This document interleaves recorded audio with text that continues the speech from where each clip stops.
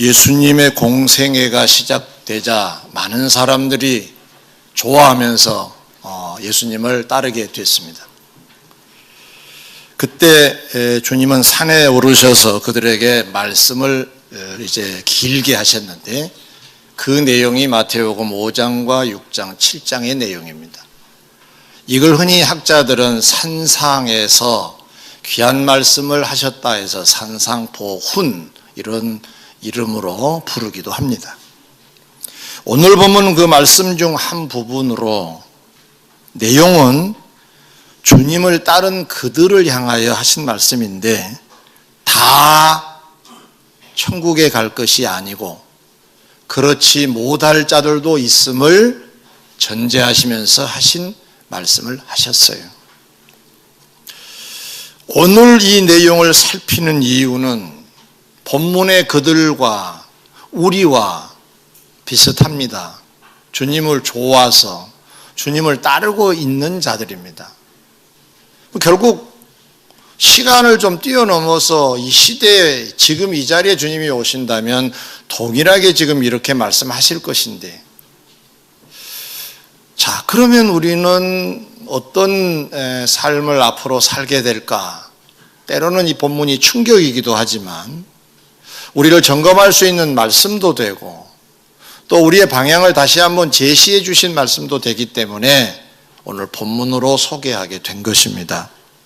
자, 이제 본문을 자세하게 설명해 드립니다. 첫 번째로, 세상에는 참 많은 직업이 있습니다. 나이대도 다양하고요. 많은 사람들이 다양하게 살아갑니다. 그러나 성경은 강조합니다. 그러나 가는 길은 두 길밖에는 없다는 것. 13절에 멸망의 길이 하나 있고요. 14절에 생명의 길이 바로 그 길입니다.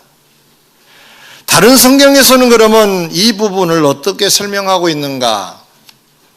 마태복음 25장 46절에 보면 어떤 자는 영벌에 어떤 자는 영생에 들어가리라 그랬어요. 그 종점에서의 삶의 질을 설명한 내용입니다. 영원히 벌받고 영원히 행복한 그 삶의 질이 그렇게 나누게 될 것이라는 건데, 여기도 동일하게 두 군데입니다. 요한계시록 21장 7절로 8절에 보면 이기는 자는 생명수 샘물을 상속받지만 그러나 두려워하는 자들, 믿지 아니하는 자들, 흉악한 자들, 살인자들, 음행하는 자들, 점술가들, 우상 숭배자들, 거짓말하는 모든 자들은 불과 유황으로 타는 못에 던져지리니 이것이 둘째 사망이라 그랬습니다. 삶의 상태를 설명한 내용이지 내용은 두 군데입니다. 누가복음 16장 19절 이하에 보면 부자와 거지 나사로 얘기가 소개됩니다. 이들도 죽어서 종점에 도착을 해보니까 한 사람은 음부라는 곳, 한 사람은 낙원이라는 곳에 이르게 됩니다. 삶의 장소를 설명한 것이지 역시 두 길이 있음을 이미 전제한 내용입니다. 사랑하는 성도 여러분, 여러분의 직업은 다양해서 그것으로 우리가 뭐라고 말할 수는 없지요. 그러나 오늘 본문의 배경으로 보면 어느 길만큼은 지금 걷고 있는 거 아니겠습니까? 어느 길을 걷는 것 같습니까? 어떤 곳이 우리의 종점이 될까요? 본문의 말씀을 듣는 자들은 주님이 좋아서 따라온 자들입니다. 저 밖에 있는 사람들이 아니고 공동체 안에 있는 자들입니다. 마태복음 25장에 보면 양과 염소 비유에서 보면 한 나라 임금이 재판을 해서 어떤 자는 영벌에 어떤 자는 영생으로 보냅니다. 한 나라의 임금, 그 말은 한 공동체라는 의미가 있습니다. 조심스럽게 이렇게 표현할 수가 있겠죠. 한 교회라는 공동체. 예수님이 산상보훈을 말씀하실 때도 그 산에 이미 교회가 형성이 된 겁니다. 이걸 산상교회라고 말합니다. 산상교회에 있는 자들에게 이 말씀을 하셨어요. 임금이 신하들을 분류합니다. 영생 얻을 자, 영벌 받을 자로. 그러면 한 교회에 몸담고 있는 저와 여러분들이 다음에 다 한 군데에 가면 너무 좋겠지만 아닐 수 있다는 얘기도 되지 않겠습니까? 심지어는 두 사람이 맷돌을 갈고 있는데 계시록 내용이나 또는 마태복음 24장의 내용을 보면 같은 집에서 같은 일을 하고 있는 사람 중에도 한 사람은 들림을 받고 한 사람은 버림을 받는다라고 되어 있습니다. 한 가족이기 때문에 한 군데 가는 그런 일은 안 일어난다는 얘기입니다. 종종 우리가 진담 반, 농담 반, 소원을 담아서 이런 얘기합니다. 저는 뭐 대충 다녀도 제 집사람이 워낙 열심히니까 다음에 치맛자락 잡으면 되겠죠. 이렇게. 못 잡습니다. 못 잡아요. 못 갑니다, 같이.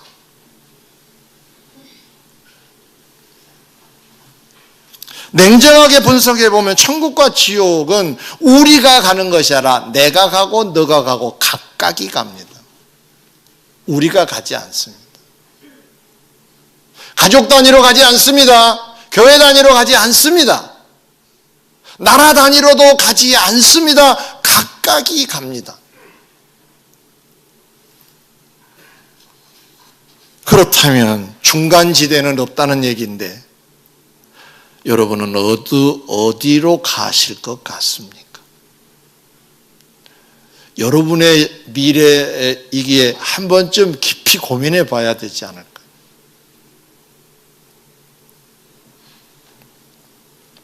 주님을 좋아하고 주님을 그래서 믿고 따르고 있는 자들에게 주님이 하신 말씀이거든요. 아닐 수 있다는 얘기이고 조심스럽지만은 우리이기도 하다는 얘기 아니겠어요? 그러니 고민하고 들여다보자는 것입니다. 여러분의 가족도 한번 둘러보셔야 할 것입니다. 그러면 두 번째로 복된 길 누가 가는가? 멸망의 길 누가 과연 가는 것인가? 어떻게 할 수가 있는가? 가봐야 알겠지만 그 길을 어느 길을 가다 보면 멸망이고 어느 길을 가다 보면 생명인데 그 어느 길의 특징이 오늘 본문에 소개되어 있습니다. 13절에 첫 번째입니다. 멸망으로 가는 길이 소개되고 있습니다. 13절 멸망으로 인도하는 문은 크고 길이 넓어 그리로 들어가는 자가 많고 그랬어요. 멸망으로 가는 문이 크대요. 그리고 길도 넓대요. 그래서 사람들이 많이 간대요. 여기에 특징이 한 두 가지가 있습니다. 하나는 인도자가 있다는 얘기도 됩니다. 멸망으로 인도하는 인도자가 있다는 얘기입니다. 과연 우리를 멸망으로 인도하는 존재는 뭐냐? 그 세력은 뭐냐? 이게. 그 존재는 누구이냐? 이게. 갈라디아서 5장 16절에 내가 이르노니 너희는 성령을 따라 행하라 그리하면 육체의 욕심을 이루지 아니하리라. 그 뒤에 성경을 보면 성령과 육체가 싸운다라고 되어 있습니다. 여기서 우리가 얻을 수 있는 첫 번째 답은 육체의 욕심을 따라 살면 멸망으로 간다는 얘기가 됩니다. 육체의 욕심을 따라 살면 여기에 힘을 보태서 살도록 하는 그 또 다른 세력이 하나 더 있는데 에베소서 2장 2절에 그때 너희는 그 가운데서 행하여 이 세상 풍조를 따르고 공중의 권세 잡은 자를 따랐으니 지금 불순종의 아들들 가운데서 역사하는 영이라 그랬다. 이 영을 우리는 보통 마귀 사탄이라고 합니다.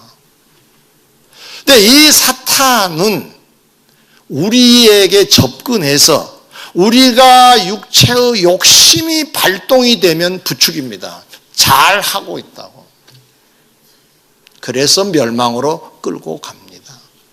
결국은 우리를 멸망케 하는 세력은 다름 아니라 먼저 내 자신에서 시작이 된다는 거예요. 육체의 욕심,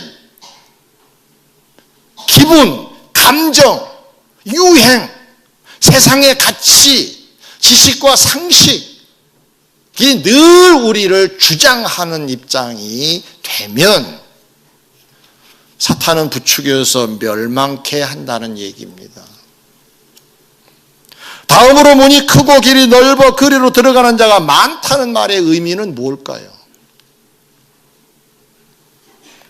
육체의 욕심이 원한 대로 누릴 수 있는 자유가 보장받는 자의 삶이라는 얘기입니다. 거칠 것이 없다. 내 맘대로 가고 싶으면 가고 말고 싶으면 마는 거지 뭐. 이렇게 사는 삶. 그것이 주님의 인도와 관계없이 내가 원하는 내 육신에서 나오는 그 잘잘한 욕심들이 발동이 되어서 살고 있는 것을 말한 겁니다. 그러다 보니까 나를 제재할 어떤 에너지가 없는 거예요. 내 맘대로 사는 거예요. 내 기분대로 사는 거예요. 심지어는 놀랍게도 신앙생활을 하는데도 불구하고 그 안에서 꿈틀거리고 있는 것이 육신의 욕심이기도 한다는 거예요. 이게 매우 놀랍습니다. 그냥 아예 내놓고 세상적인 거라고 한다면 이해가 되겠는데 신앙생활을 함에 있어서도 안에는 이게 꿈틀거린 것이 있다는 거예요. 그렇다면 이건 매우 위험하지 않냐는 거예요. 예를 들죠. 예수님의 제자였던 사도 가룟 유다. 잘 아시죠? 그는 3년 반 정도 주님을 따라다녔어요. 마지막에 이상하게 됐지만 꾸준한 사람입니다. 예수님이 70명을 모아서 2명씩 짝지워서 전도를 보내실 때 여기에 한 몫을 한 사람이에요. 이 사람. 돈깨를 맡은 사람이니까 음식이 필요하면 부지런히 먹을 걸 사다 날렸겠지요. 봉사자입니다. 근데 왜 이 사람은 멸망의 자식이 되었을까요? 그는 주님을 따르는 목적이 사실상 따로 있었습니다.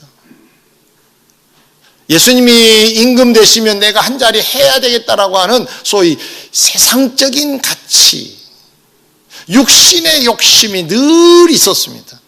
잠재웠을 뿐입니다. 그 어느 날 이것이 폭발해서 예수님을 배신한 거죠. 사도였다고 하지 않았습니까? 이런 말은 조심스럽습니다는 그렇지만 한 말씀 드리면 내가 목사입니다. 목사로 천국을 가느냐? No. 아니, 목사로 천국 가는 게 아닙니다. 장로로 천국 가는 거 아닙니다. 내 믿음으로 가는 것이지 직분으로 가는 건 아닙니다. 그런데 착각을 늘 해요. 나는 장로가 되었으니까, 나는 무슨 직분을 받았으니까 나는 가겠지. 잘 사셔야 돼요. 나를 끌고 가는 세력이 뭐냐? 그 말이에요. 육체의 욕심, 내 기분과 감정이라고 하면 그 끝자락은 그렇게 명쾌한 곳은 아닙니다. 사도 바울은 유명한 사람이죠. 그와 함께 일한 사람은 얼마나 영광스럽고 좋았겠습니까? 그 중에 한 사람을 소개하면 데마라는 사람이 있습니다. 이 사람은 참으로 좋은 친구였습니다. 열심히 바울과 동행했습니다. 심지어는 이 나라 가면 이 나라 따라가고 저 나라 가면 저 나라 따라다녔습니다. 어느 정도로 했느냐? 감옥에도 같이 간 사람입니다. 이 정도면 됐죠. 근데 사도 바울이 감옥 생활을 오래 하자 너무 아니다 싶었던지 본색이 드러났습니다. 디모데후서 4장에 보니까 나를 버리고 세상을 좋아해서 사랑하여 떠나버렸다라고 얘기를 합니다. 그런 지금 무엇이 그를 이끌었을까요? 세상이 좋아, 아우 이거 너무 힘들어. 육체의 욕심이었던 거죠. 거기에 사탄이 부추겨서 가게 했던 것이고 결국은 멸망의 사람이 되고 맙니다. 무엇이 여러분의 주인이세요?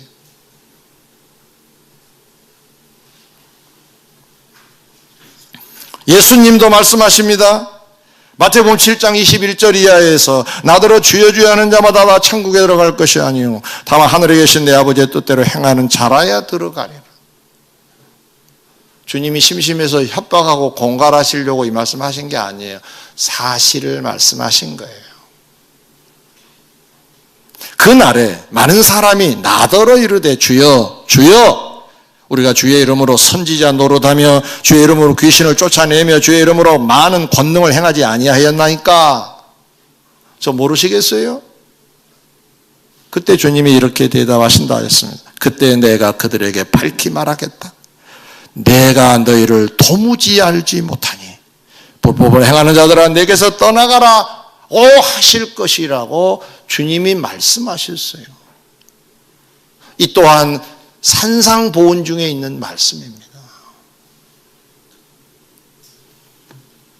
분명한 사실은 외적으로 볼 때는 주의 좋은 일꾼들이었습니다. 선지자 역할을 했고 또 귀신을 쫓아내고 이것은 봉사를 말합니다. 봉사한 자들이 직분이 높고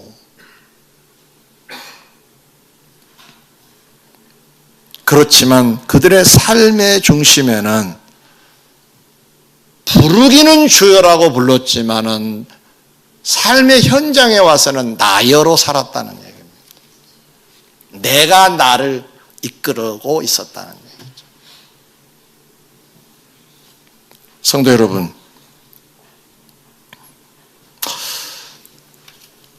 여러분은 어떤 세력에 이끌려 살고 계신가요?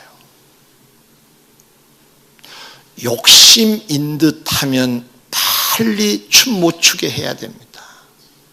오늘 제가 제목을 나름 신경 써서 제목을 정했습니다. 여러분이 한번 읽어주실래요? 시작. 뭐라고요?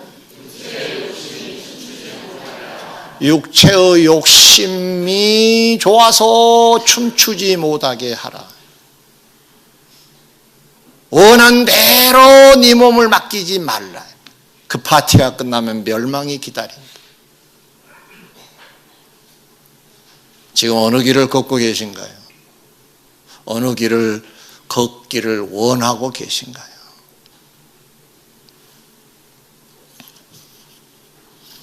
겉으로는 아닌 것 같은데 속에 흐르는 것이 육체의 욕심에 이끌린 나의 삶이라고 하면 이건 아니라고 했으니 두 번째 대목으로 또 넘어가서 점검을 해보겠습니다. 두 번째, 생명으로 인도하는 길은 그러면 어떤 길인가? 14절, 생명으로 인도하는 문은 좁고 길이 협착하여 찾는 자가 적음이라 그랬어요.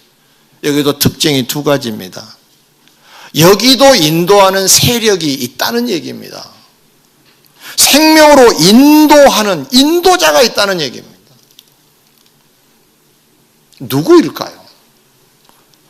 멸망으로 인도하는 것은 육체의 욕심이고 사탄의 부추김이 있다고 이제 확실하게 알았는데 생명으로 가려고 하면 복으로 가려고 하면 어떻게 해야 되느냐? 갈라디아서 5장 16절을 다시 봅니다. 너희는 성령을 따라 행하라. 그리하면 육체의 욕심을 이루지 아니하리라고 하셨어요. 이대로 표현하면 성령의 역사입니다. 성령이 인도해 주신 대로 살아라 그런 말. 성령은 거룩한 영이라는 뜻인데 하나님을 그렇게 불러요. 그럼 하나님이 이렇게 내 눈에 보이지 않는데 어떻게 우리가 인도를 받아 사느냐? 성령 하나님은 말씀으로 우리를 인도해 가세요. 말씀으로. 그리고 생각나게도 해주신다고 했어요. 요한복음에. 자, 내가 뭔가를 해야 돼요. 내가 뭔가 말을 해야 돼요. 뭔가 행동을 해야 돼요. 뭔가 계획을 세워야 돼요. 그럴 때 내 안에는 두 가지 요소가 있다는 얘기가 됩니다. 하나는 육체의 욕심이 일단 발동이 됩니다. 이렇게 하면 좋겠는데? 이게 편하고 좋은 거야. 한쪽에서는 이에 대한 말씀이 생각이 나요. 형제를 사랑하라고 했어. 주를 위하여 뭔가 하라고 하지 않았어. 복음을 전해야 된다고 그러지 않아서라는 생각이 동시에 납니다. 갈라디아서 5장 17절에 보니까 이 둘은 늘 싸운다 그랬어요. 재미난 표현입니다. 육체의 욕심과 성령의 역사가 싸운다는 거예요. 내 안에 갈등 구조가 있다는 거예요. 이렇게 하고 싶은데 이렇게도 하고 싶고, 이 길은 고생스럽고 이 길은 좋고, 그때 믿음이 중간에 있어서 결정을 합니다. 육체의 욕심을 따라 살면 그 길이 복되지 않는 길이 되지만, 성령의 인도를 받아서 살면 그것이 복된 길이 되고 생명의 길이 된다는 거예요. 다음으로 문이 좁고 길이 협착하여 찾는 자가 적다는 말의 의미는 무엇일까요? 아까 우리가 문이 크고 길이 넓은 것에 대한 얘기를 했어요. 육체의 욕심이 마음껏 누릴 수 있는 자유공간이 그렇게 넓다는 것을 의미한다 그랬습니다. 그럼 이건 반대입니다. 육체의 욕심이 활동하는데 너무 제약을 받아요. 주님도 말씀하시기를 마태복음 16장 24절에서 예수께서 제자들에게 이르시되 누구든지 나를 따라오려거든 자기를 부인하고 자기 십자가를 지고 나를 따르라 그랬어요. 나를 따라오고자, 나를 믿고 날 좋아하냐? 나를 믿느냐? 이 말은 그래서 생명을 얻기를 원하느냐? 그런 말. 그러면 전제 조건이 있다? 두 가지. 나를 따르는데 이 따르려고 하면 두 가지 네가 선행 조건을 갖춰야 돼. 첫째, 네를 부인해야 돼. 자기를 부인하고 그랬어. 자기를 부인한다는 말이 무슨 말입니까? 내가 하고 싶은 것 아니야 라고 내려놓으라는 얘기. 성령의 역사가 아닐 때는 내 안에서 꿈틀거리는 그 생각, 그 마음 부인하라는. 그 아니야. 그리고 주를 따라가는데 필요한 자기 십자가. 부인하고 따라가는 데서 필요한 과정에 필요한 그 과정에서의 힘듦은 네가 져야 돼. 그럼 나를 따라올 수 있다. 주님은 쉽게 말씀하지 않으셨어요. 그냥 나만 그냥 바라만 보면 돼. 그랬으면 참 좋겠는데. 그렇게 구조가 되어 있질 않아요. 여기뿐만 아니에요. 누가복음 14장 25절 이하에도 보니까 수많은 무리가 주님을 동행했어요. 예수께서 돌이켜서 말씀을 하세요. 다 좋다고 나를 지금 따라오고 있는데 진짜를 내가 얘기해 줘야 되겠다 싶어 돌이켜요. 가시다가 사람들이 와 하고 따라가요. 이렇게 말씀하세요. 무릇 내게 오는 자가 자기 부모나 처자나 형제와 자매와 더욱이 자기 목숨까지 미워하지 아니하면 능히 내 제자가 되지 못할 건데, 이렇게 말씀하세요. 너희들이 나를 좋다고 따라오는 것으로는 안 돼.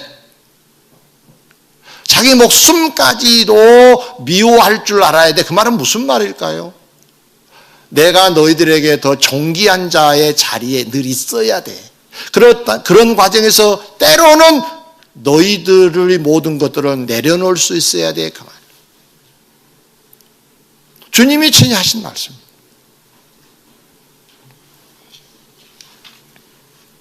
좋은 예를 하나 소개해 볼까요? 사도행전 20장 22절 이하에 보니까 바울이 이렇게 고백한 내용이 소개되고 있어요. 보라, 이제 나는 성령에 매여 예루살렘으로 가는데. 거기서 무슨 일을 당할는지 알지 못하노라. 감이 안 잡힌다. 무슨 일을 만날는지. 오직 한 가지 성령이 나에게 알려주신 게 있다. 각 성에서 내게 증언하여서 말씀하신 것이 있는데 가면 결박과 환난이 나를 기다린다고 하신다. 자, 결박과 환난이 기다리고 있다. 그 말은 잡혀서 체포되고 구속된다는 얘기입니다. 구속이 되면 기본이 뭐냐? 매 맞는 거예요. 자유가 없어집니다. 거기 가면 그럴 것이라고 성령이 알려주셨어요. 정보로. 자, 이 상황에서 누가 매 맞고 싶어요?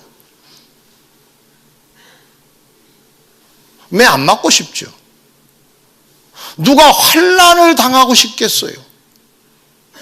나는 환난이 좋아요. 이런 사람이 어디 있겠어요? 자, 그런데 지금 바울이 걸어가는 그 곳에는 결박도 환난도 기다린다는 거예요. 지금 그러면 안 가면 될 거 아니에요. 내 안에는 이런 것들이 생각이 꿈틀거렸을 겁니다. 가지 마라, 가지 마라, 가지 마라. 가면 네 생고생이다. 왜 그런 생각이? 그것도 보통 사람이에요. 가면 네 고생인데 가야 되겠냐? 아니, 모른 채.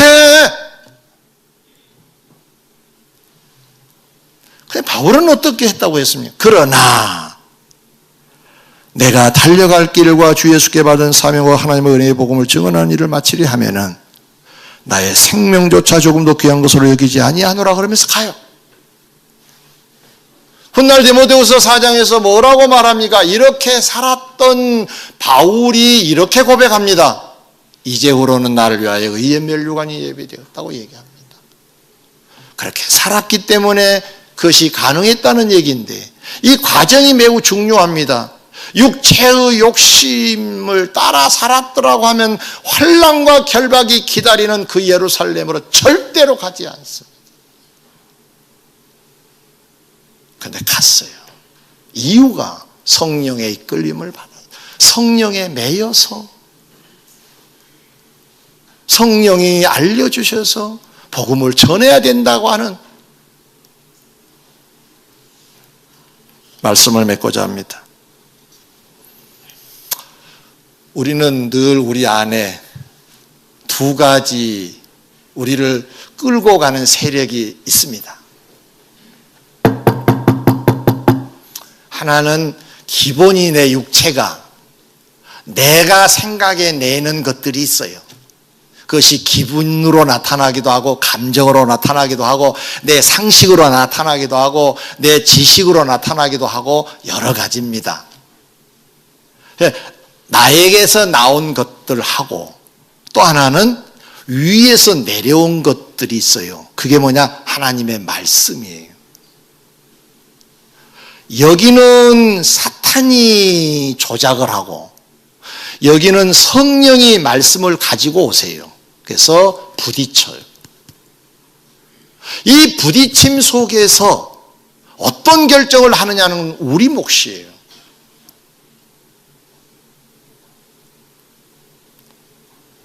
그래서 오늘 제목을 육체의 욕심이 춤추지 못하게 해야 된다고 했어요. 왜? 춤추듯 자유롭게 살게 되면 끝자락은 멸망이니까. 좀 불편하더라도, 조금 어렵더라도,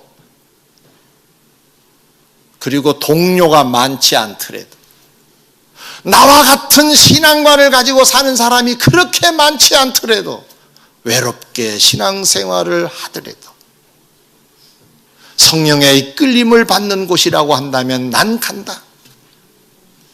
말세가 되면 이런 사람이 적어질 것이라는 예언도 됩니다. 대충 사는 사람이 많아질 거라는 얘기도 됩니다. 따라 하실까요? 육체의 욕심이 춤추지 못하게 합시다. 자, 옆 사람에게 권면 좀 해주실래요? 시작.